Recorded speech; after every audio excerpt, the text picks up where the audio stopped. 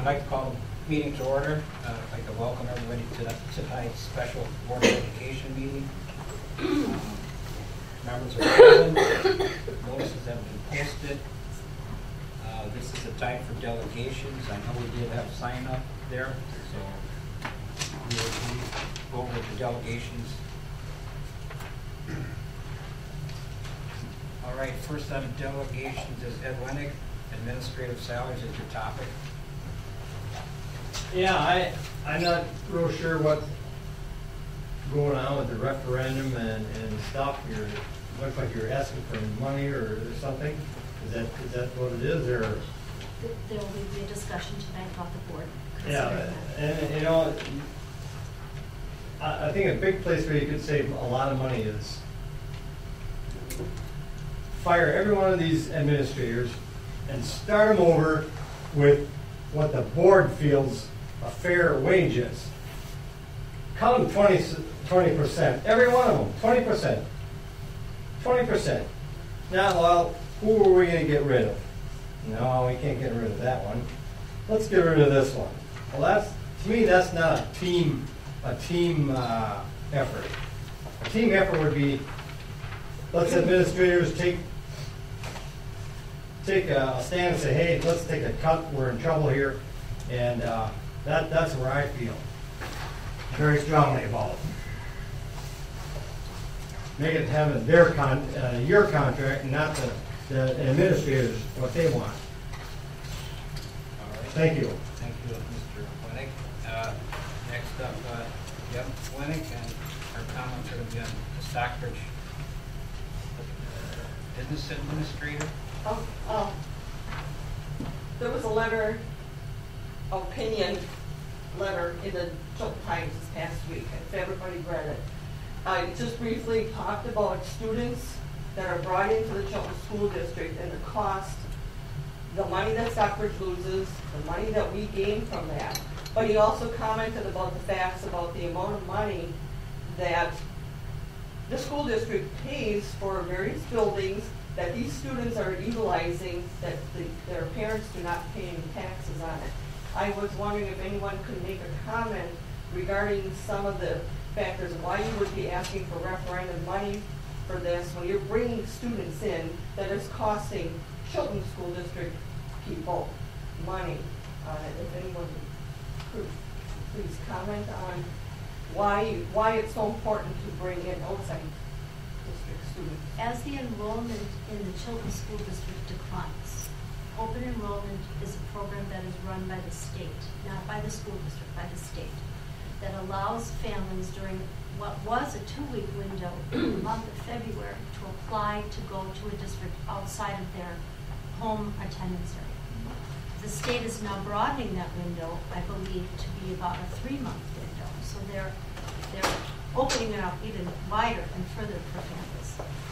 So it is a personal choice that families can make to either attend the school district to where they reside or to attend a neighboring school district. When a student open enrolls, a portion of the state funding that travels with the student stays in the home district, but a larger portion travels with that student to the district that's educating that student. So in the case of the students that are open enrolling into Chilton from Stockbridge, Stockbridge retains a portion of the state funding for that student. And then the remainder, approximately, how much travels? About $6,700. About a little over $6,000, between $6,000 and $7,000 travels with that student to the district that educates that student. As Chilton's enrollment declines because families are simply not having the family sizes that they used to have, these students come in and do not add extra cost to the district in terms of we're not adding teachers, we're not adding desks, we're not adding classrooms. They're really kind of filling in where we have had an overall decline of our own students. So that additional revenue is helpful to the district. Does that answer your question? Is that what you're looking for? Yeah, but I really don't think overall it saves the district any money, because you're still telling us that you're short funds, that you're going to have to ask for referendum. And so you're telling me that instead of, if you're gonna ask for $3 million in a referendum, if you didn't have all these open enrollment students, you'd have to ask for $4 million? Is that what you're saying? That, I don't know how many students we would have open enrollment that come in. We have about 100 students that come to us in various districts. Stockbridge is one, Hilbert is one, some from New Holstein, the surrounding area students come to us. How many do we have allowed? About 20. So we lose some, we gain some. We happen to be a net gainer in open enrollment, and that we have more that come to us than actually leave us. So this is additional revenue that comes to the school district. There are many districts that would love to be in our position. That is, that they can bring in these students, and with them come the state revenue dollars without having to add additional costs to your operation. Do they count on that Friday count? They are counted as part of our enrollment. No, we have to subtract them out. So for aid purposes, they don't count. But for enrollment, head count for who we educate. They do, they count. Just one other simple question is, when you said that the state is opening up over a 3-month period? Because there's a large, I think that there are advocacy groups that want this and want to be able to have freedom of choice of where their children can attend school, so they want more flexibility. They don't want to work within that 2-month window.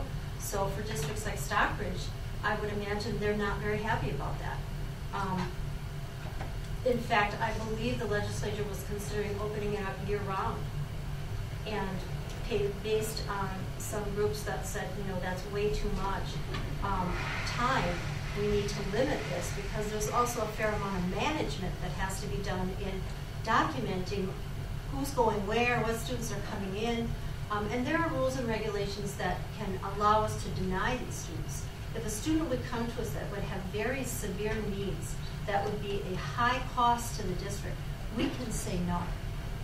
If a student would come to us that would cause us to have to add another classroom, say it would put us over the limit of the number of 4th grade class children that we have, and we need to add another teacher, that would be a space issue. We could say no. But beyond that, we don't have a lot of choice. If they apply and they don't bring undue costs and they don't create undue costs, we have to accept them. When you had that survey that went out, when I read that, it kind of implied that you actively recruit outside students. Is that correct? We don't presently, but the question was, would you like us to? Some districts do. Some districts send flyers into the attendance area of another district and say, look at all the wonderful programs we have, send your children here. Some put up billboards in the neighboring district. Some put TV advertisements on. It's called competition in public education. Thank you. All right, next on our delegation list is Mr. Dennis Hens. I'd like to speak about start with our finance committee. Right now, the way the finance committee works, there's only 2 school board members on this committee with the administration team. I believe it should be all 5 school board members, especially with the issues you guys are dealing with today, and I think the policy needs to change. When it comes to setting administration wages, it should be Claire and the full school board. The administration team should not be setting their own wages. Claire, you need to separate yourself from the administration team, and you and the full school board need to reconstruct all administration wages. You need to give non-renewals to all administration wages before January 31st, 2012. You could save an additional $100,000 a year if you did this, and if you waited another year to do this, it's going to cost our district money that we don't have. Running a school is a huge business. All aspects of business must be cut down to the bare necessities, and administration can't be exempt from this. Claire, you're the superintendent, and if you're going to be successful in Chilton, you must be frugal with our money. I advise not to run a referendum until all these administration's costs are in line. And Dr. Blink, you gave her a non-renewal. I believe you must redo her contract because her data and testing is too valuable to lose, and we cannot hire anybody to do her job. There's nobody out there to get. Thank you. Okay, thank you. Next, Carrie Sonnet, budget issues, concerns. Good evening. I'd first and foremost like to thank our administrative team and the school board for making this a very open process. I know a lot of other school districts where these kinds of open forums just do not exist. So I appreciate the fact that we are very much a part of this process. The survey that went out, obviously looking for this kind of information from the general public, from taxpayers, etc., all of us along the way. I think that's crucial in this process as we move forward. I think we need to be open and honest all the way across the board. That has, from what I can see, has been the case, and look forward to that continuing. I do have concerns about the referendum. I know that's an issue that will be talked about later tonight. I think the survey did ask some of those questions. I think we need to, obviously we spent some good money to have that done. And I think to listen to those initial responses that we got as a group, as a community, and to move forward in that process. So again, thank you for listening to all of us. I think that's important. Our students are hearing what's going on out there. I think that's good. I think it's good to listen to that input. I'm impressed that Ms. Sarah is here to represent our students and to take that back to student council and to fill the rest of those students in on what's going on. They're the ones receiving the education here. And I think we need to keep that first and foremost in our goals and in our objective as we move forward. Thank you. Thank you. Next, Mary Nelson.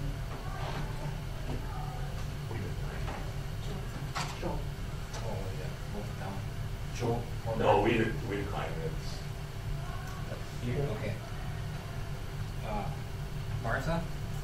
I guess my only comment is I don't really think in the economy the way it is that a referendum is even really fair to ask. Okay. I just think it's too much money to put on everybody already. Okay, thank you very much. Last, Deb Hims. I just want to make a couple comments about the survey and the lawyer's input.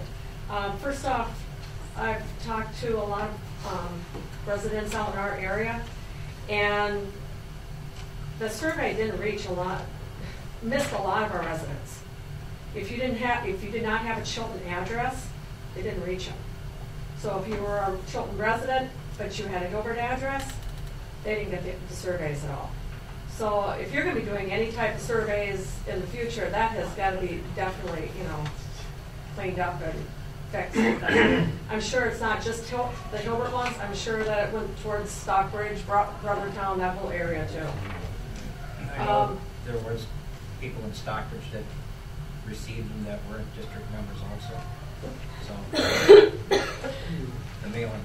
Okay, so somehow that's got to be cleaned up. And then the lawyer input, the other night, Claire had mentioned that she had talked to Mr. Hammer, and he had advised that we do non-renew all administrative. I just think that when we talk to the lawyer and he gives us that kind of advice, we probably should heed him. And also, when you're looking at that, it just gives us more time to be able to look at the whole picture and to actually come up with a better plan, which is my opinion. Okay, thank you very much. Anybody that walked in late, if you want to address the board on the issue, go ahead. I guess I'd like to speak on the referendum issue also. As a parent, I'm concerned as primarily for the quality of schools and the education we provide, as we all are, I'm sure.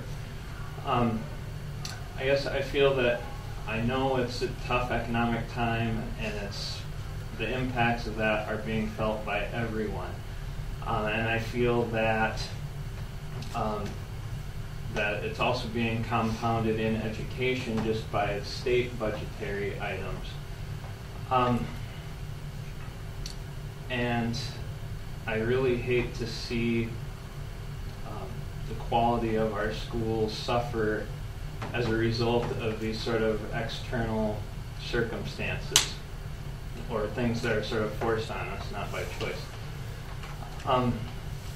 Having been in education for, well, almost 15 years now, I feel that I've had the opportunity to observe how things are done here and how things are done in other places. And I guess I just want to say I feel like we have something special here, and I feel like we have something worth preserving.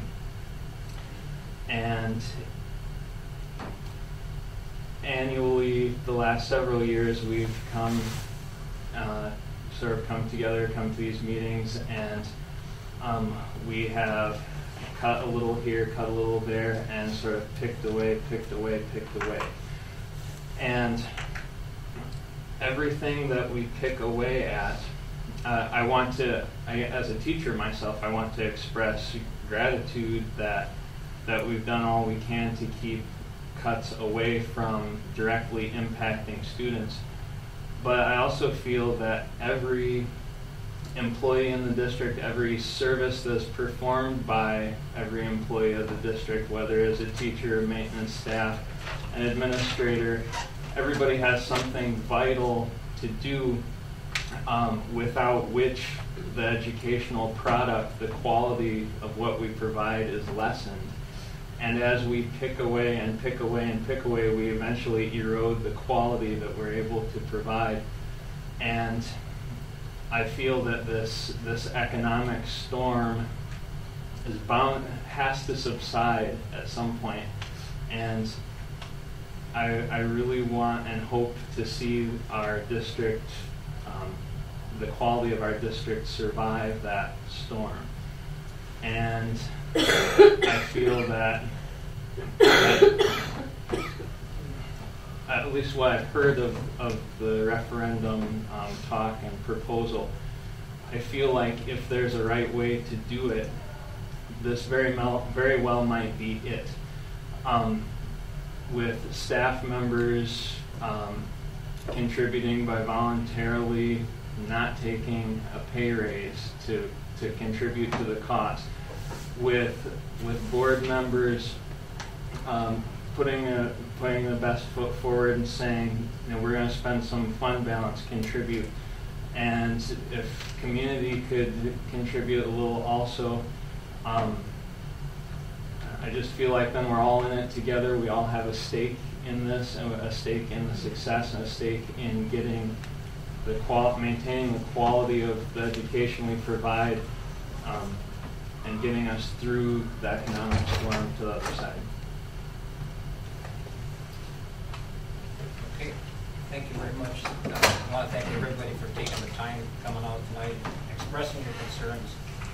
As a board, we will take your concerns and look at them, and they will be discussed. All right, moving on then, number 5, ratification.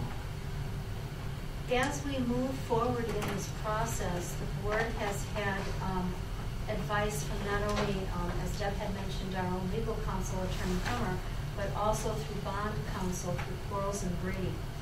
Quarles and Brady is recommending that given the circumstances that we find ourselves in as a board, with our board president most recently stepping down, that the board take official action this evening and ratify their policy to confirm that Mr. Lizaway, who did serve as our vice president, now fully serves as our president. I would like to just remind the board of board policy 0171.2.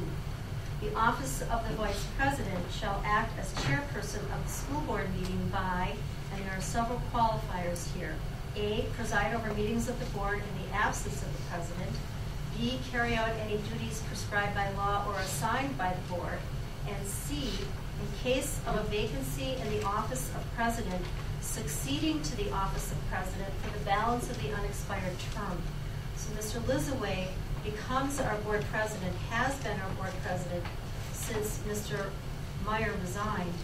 And our policy states that, but we would like a ratification vote by the full board this evening to officially recognize that. So there cannot be any question if the board moves forward in any, particularly in any financial endeavors, that as Mr. Lizaway signs documents for the board as board president, that there's not any question regarding that.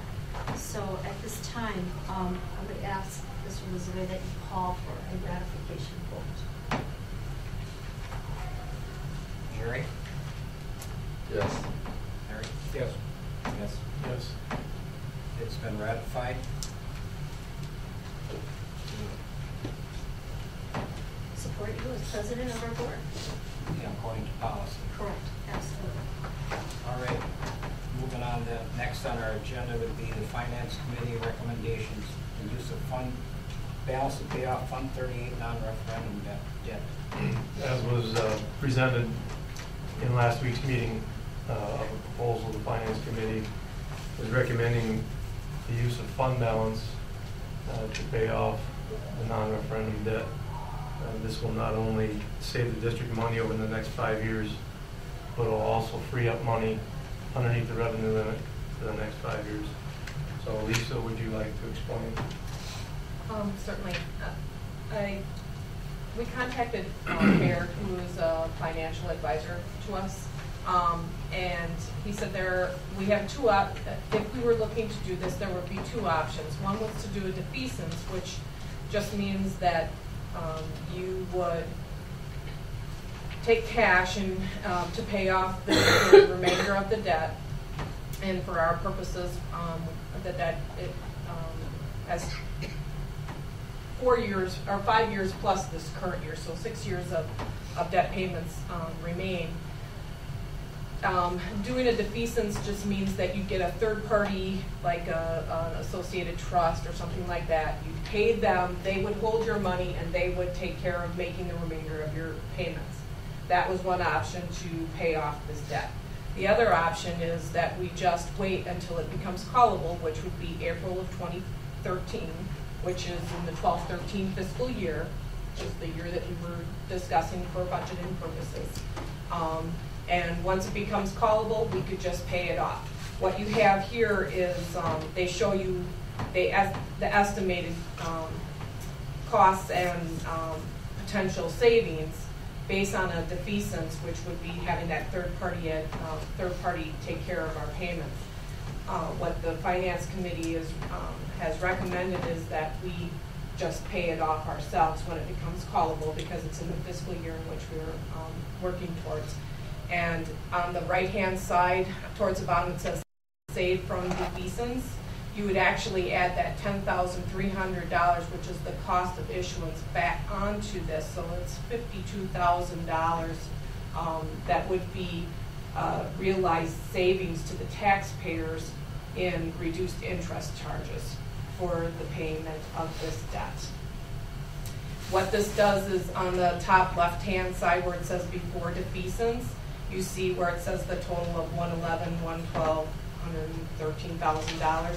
That's the amount per year that is being set aside underneath the revenue limits for these payments. So paying this off would obviously open up and allow that amount of money to come to the general fund for expenses under the general fund. And we're paying 4.65% on that money right now. Correct. Lisa, that total amount is $695,000, that's what would be. But that includes the current year, the 11-12 year, which is already, that's already been paid. Well, it will be paid in April, but it's in this fiscal year. What is the balance of our fund balance? What kind of money do we have in there? You have to tell me if you want me to respond to these questions or not. We will only answer a few questions because it isn't an open forum. So really it's not on the agenda for us to be discussing that with you, so I guess we did want to address it. Did you want me to answer that one or not? No. Okay, okay. Corey, do you have anything? No, I just want to clarify though, I think that the cash requirement at this time is $541,857. If you take the upper number minus the 111, then that would include interest payments. So we're realizing the $52,381 in actual savings to the district by paying the $541,857 in the 12-13 year. And part of our recommendation on it is, if we pay this off, we're still at the recommended level of fund balance at our shortest time period, so we do not have to short-term borrow. And that's based on the accountant's review when they did their audit. And it allows this value that we can pay down this debt and still maintain that positive cash flow. As well as we looked at our own 5-year cash flow to see the lowest number that the fund balance got to. And we feel comfortable with the $650,000 that we put forward. Okay, anything else? Mr. Cole, any questions or? Well, the best thing is to get the out of the debt is better for the school district, and you're adding money for cash flow. That's positive.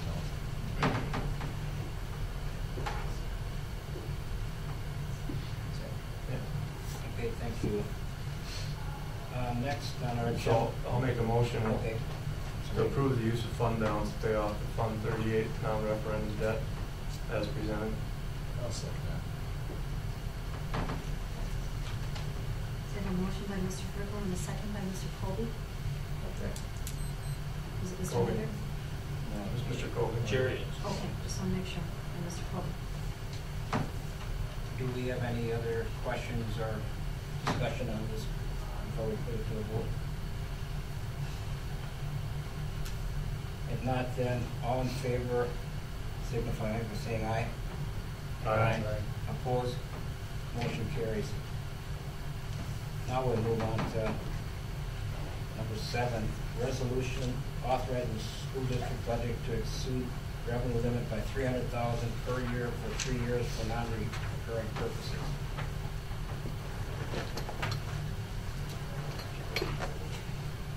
Basically, at this time, the Finance Committee has come to the full board.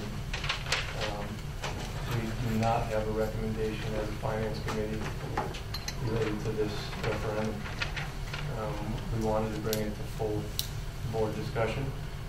We wanted to have an open discussion. I think it's important that people understand why we're here at the table tonight. The timeline exists. There's new legislation that took effect in December that pushes the timeline up to be able to include referendums for vote. The deadline to be included in the April election would be January 21st. That's why we had to have a special board meeting to meet that deadline. There's also future chances to be able to go to referendum, but we thought we'd start the discussion based on what we know today. I want to clarify the only action that the board has taken related to the budget is what we just passed, the Fund 38 non-referendum debt payoff, and the non-renewal of an administrative position. We have not discussed openly the other recommendations that were made by Dr. Martin. As information has developed, Mr. Jewell touched on it. We heard on Friday that the staff, the teaching staff, the CEA, all staff will be voluntarily accepting a wage freeze this year. What that means in dollars to the overall budget is a savings of $200,000. Correct me if I'm wrong on that. Roughly $200,000. Yeah, it's less than that, but right around. So as we discussed the referendum, those numbers will come into effect. We don't have 100% of the answers. As always with budgets, they change as we go. One of the biggest pieces left unanswered is insurance premiums. The current budget calls for an 8% increase, covers an 8% increase in health insurance premium. I want to go on record and say I appreciate the staff accepting the voluntary wage freeze. It gives us some flexibility as we move forward. At the same time, I think it's important that the community looks at the overall process that we've been through, the cuts that have been proposed, the cuts that have been made, the voluntary wage freeze that has been accepted, and look at trying not to be back, in my mind, here every year. So I think the thought process behind what we're proposing on the sheet here is a non-recurring $300,000 referendum for a 3-year period. That means we get $300,000 this year, that gets taken back away, and we get another $300,000 next year. If we look at the budget, I'm going to let Lisa talk more on that, keep that in mind. We're not just trying to resolve our issues for this year, next year. We're trying to look in the future, trying to gain some flexibility and stability for the district. In my opinion, this referendum dollars should only be utilized if it's required. So we're asking the community to potentially approve the referendum if the board so moves in that direction, but telling them at the same time we are still going to continue to be fiscally responsible. We're going to continue, and we'll still have to make cuts and adjustments to the budget. So with that, we'll leave it up to, based on what we know today, Lisa, could you give us an updated budget? Just so you know, at your place, I put this document. This is what Mr. Brickell was referring to. It shows for each, and just in case you aren't aware, the primary in Wisconsin is no longer in September. It's now moved back to August, mid-August. So, so the next opportunity for referendum would be August 14th, and right underneath it, it tells you when the resolution by the board would need to be made. So this is your timeline. It shows you when the timelines have to be met. But I guess the biggest thing is to realize that, well within 2 months, 2.5 months ahead of the date, you need to be prepared to look at passing a resolution. So I wanted to make sure you realize that information. One of the documents that was sent to you, and then there was an update. I don't know, if you looked at it or not. But what I did was I kind of did a timeline document. We started in October. That was when the administration first started talking about budget cuts and doing forecasts. Obviously, throughout time, it's been updated. That's on the second page of the document is the January. It says January 13th, and it's the updated forecast based on the Finance Committee recommendations, and that is with using fund balance to support the administrative position for the 12-13 year, as well as fund balance for payment of the non-referendum debt, which you just approved this evening. And then it also takes into account the staff wage freeze. And it just, I wanted to present to you just what I thought were like the key numbers that you would care about. I mean, yeah, I'm sure you care about it all, but I wanted to present you with key numbers. So you can see that we still need to make, even with the wage freeze and some of the things that you have done, we'd still need to make budget cuts. Now, Dr. Martin has already presented budget cuts to you. Obviously, some of that money can come, some of those budget cuts that have been presented can come back. Again, like Mr. Brickell said, there are some things that we don't know. We still don't have final numbers on insurance. So there are some things that are going to happen. The next thing that I did was I presented you with some options.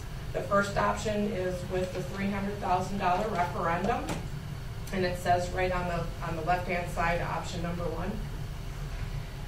And this just shows if we did a $300,000 referendum, what that would look at, what we would still need to cut, and how it would affect the taxes. Based on just comparing it comparatively, it shows that according to the survey information, the gentleman that presented the survey said that there seemed to be a threshold between $40 and $60 of tax increase would be Per $100,000. per $100,000 home. Price point. Yeah, was the price point that he felt the district had an opportunity for some success. So that's what I presented for you here. In option 1, I did $300,000. That gives you an average increase of $62. Now, granted, each year is not $62, and it's gonna fluctuate from year to year, and obviously 13-14 is a new biennium. There's a lot of things that we don't know for some of these years, but for an average, it gives you $62. Option number 2 is at $200,000, and that's at $50. Then that averages out to be about a $57 tax increase on a $100,000 home. The last option that I showed, just for comparison's sake, was if we got it all. This was, we win the lottery and we're going to get a referendum for everything. Obviously not a realistic option, but I wanted you to have something to compare to. The last page of the document summarizes the tax implications on a home for all of the options, for everything that's been presented. So even if there is no referendum, and even if we make the cuts, and I want you to understand that there's going to potentially be a tax increase just based on the way the formula works and the amount of aid that we're anticipating that we're going to get from the state. And then, of course, it shows the 2 options as far as a $300,000 referendum and a $200,000 referendum.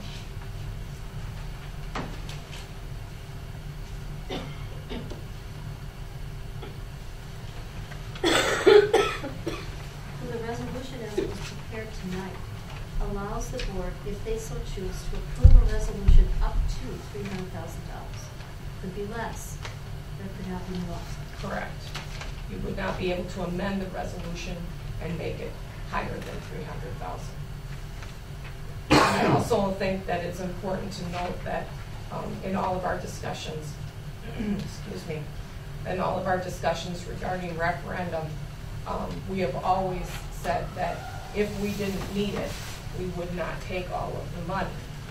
I think that this first year is a good representation. If you saw with the $300,000 referendum, it says we only need to cut $6,000. Well, you already know that as a part of Dr. Martin's presentation, that there's about $120,000. Thank you. About $120,000 worth of budget cuts in the special ed program that is due to attrition, due to student attrition. So that's an example of, we already know that those things are going to happen. We would not need the full $300,000, and so you wouldn't levy for the full $300,000. You would only levy maybe $200,000 or $180,000 or whatever it comes out to be that we would need. That levy is the one that is set at the October meeting, correct? Correct. So this is in keeping what Mr. Frickle indicated earlier in his introduction, that just because there's potential for a referendum here does not mean that the district is going to use dollars unwisely or unnecessarily. We're still going to have to make cuts, and we will continue to look at our budgets and scrutinize them in terms of how much of those referendum dollars would we actually need going forward.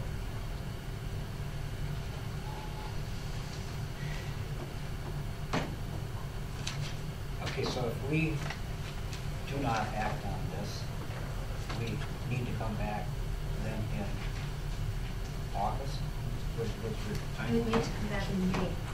By June 2nd. That would be for the primary election, correct? And if we want to put it on the ballot for the general election, then we'd have to have it in August. August. Yes. I think it's important to note, you don't have to wait until the last minute. You Right. could make this, you know, if you wanted to not do it this evening and you did it in February, it would just be for the next opportunity regardless. The August election. Right, it'd just be too late for this. And the reason for doing it on these specified elections is because otherwise the district pays all the costs of that, correct? Or did they change that where you can't even do it at your choosing? No, you could have a special election. Obviously, you're not going to have the participation. And yes, you know, there's already an election, so there's already a ballot being built, and you don't have to pay for the entire thing yourself. The other reason why this is being presented to go on to the April ballot is because we're already in our fiscal year. So we're gonna have to plan on it as if the referendum doesn't happen, or even if you do go to referendum, that it doesn't pass, because we can't, make assumptions that we're gonna have that money. So we have to plan as if it's being cut. And so that's why at the April election, it's before our fiscal year begins in July. And that's why it's being presented at this time. And at the April election, we're not guaranteed that will pass either. No, we're not. But you've already seen the presentation as to the budget cuts. And we are prepared to make those cuts. So if we did go to referendum in April and it failed, we would have an option to have another referendum in fall. Correct. But we would have to start the year based on our budget cuts, because we wouldn't be able to make the assumption that it would pass in the fall either.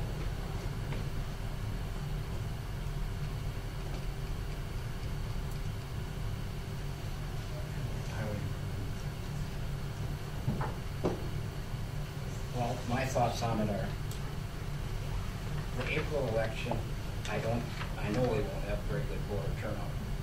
It's just a given. April's just not a good voter turnout. And I think to be fair to our community and taxpayers, in fall, we'd have a much better turnout and more people would be voting. And I think we'd get a better feel from the community which way they want us to go on this.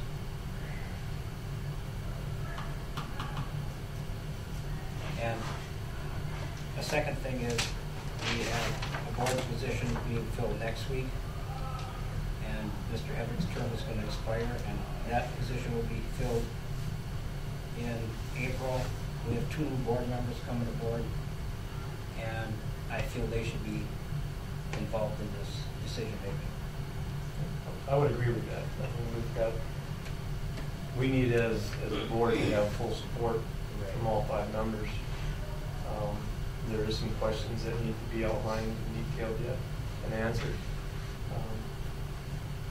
But we wanted to bring it today because there was an opportunity in April. A lot of things have changed in the last couple of weeks, and they will continue to change. But I would like to see the board continue talks about the subject. And again, at some point, leave the decision to the community in what direction they want to go. And if, like he had said earlier, as far as finance committee, we felt it was a board decision that we didn't want to make a recommendation on it. The discussion needed to be held by the board, and that's why we had that special meeting.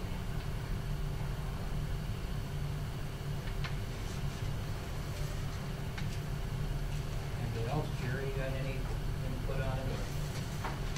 With like you were just commenting with new board members coming on, I think it'd probably be a wise idea to keep them informed and have them help with the decision. And it would be important for us at that time to support it and with the community and explain, why we're going to it. But we said, Corey, answering a few more questions here may help us to direct ourselves a bit better to them. For you, Mr. Claus, does it really make a difference for budgeting purposes if we do a fall referendum versus? No, well, because what will be presented will have to be based on a balanced budget, which would mean based on making cuts to meet the budget. I don't believe the board has set a date for the annual meeting. Am I wrong? I think it was left open to the board to determine that. So I mean, at this point in time, there's, that hasn't been set. Typically, we've had it in September. So if you go to referendum in August, I'd have to prepare as if that referendum had, without knowing the vote, because I have to have that information ready at least a month before the meeting date. So, but for the final budget, because that is approved, like you said, in late October, you would know by then. Both new board members will be seated by the April meeting, and that would give us 2 meetings, April and May, to continue discussions on a referendum, and still be prepared for the June 2nd deadline, correct? Mm-hmm. So to put this referendum together, what's the total cost approximate to the district? What does it cost us? Well, there would be. We did some estimates. Let me find my little cheat sheet here. We did some estimates for copying for the ballots and such for the municipalities. It was anywhere between Manitowoc County, because we only have one small municipality there, it was like $50. Calumet County was more like $200. Bond council is probably, can be anywhere depending upon the amount of participation you want them to have, is right around $1,000 to $2,000. Depending upon how much assistance you want from our financial advisor, Baird. It would be between $2,000 and $3,000, I believe is what they said. And that was based on us doing the majority of the work, them working with us as far as preparing documents and getting information prepared. But we would be the ones doing the majority of the informing of the community and that kind of stuff, and not having Baird attend and present. And it was based on that kind of an assumption. Obviously, if they come and they do that kind of stuff, then they were talking like $5,000. That would be their turn, 5. Yes. Now we're talking about 22,000 or so, 2,500. Probably, yeah, I would say someplace between $1,500 and $3,000 just for bond counsel and for sure for the copying, for the ballots. Again, depending upon, I don't have any hard, fast numbers, but, for printing purposes, that was their estimate. That was the estimate the county gave to us. So approximately around $4,000, give or take, in that area. So if we go to referendum in April, fails, we go back in the fall, we go to referendum again, we'll have to kick out another 4 million.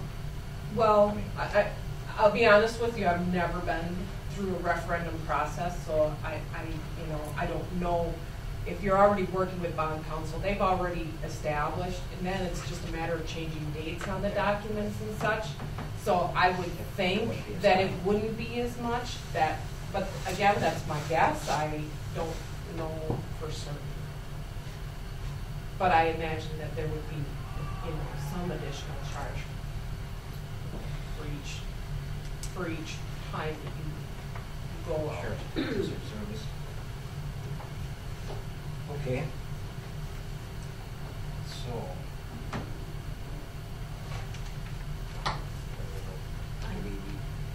If the board is not willing to move forward based on the discussion that you heard at the table tonight, you don't want to move on either one of these resolutions, you certainly wouldn't act on the first resolution, and they come together. Right. So if that is the will of the board, then, you're ready to, I believe, come to a conclusion and adjourn your meeting. I will move to table the discussion of the referendum to the next meeting, and as more information becomes available. Can I ask, is the next agenda set already? It is for the, So I would, yes. if we could table it until the February meeting, we will have another board member placed at that time, hopefully. To continue discussions, I think this is important to allow the community to help us make this decision. I think it's important to send the right message to the staff, to the students, to the community. Again, it's the basis of the referendum is an amount, and not use it unless we need it. So I'll move the table till February. I'll second. A motion from Mr. Berglund, a second from Mr. Colby, to table further referendum discussion with the full board to the February board meeting. Any questions or concerns or discussion here? If not, all in favor, then signify by saying aye. Aye. Motion carries. That will conclude the meeting. I need a motion to adjourn. So moved.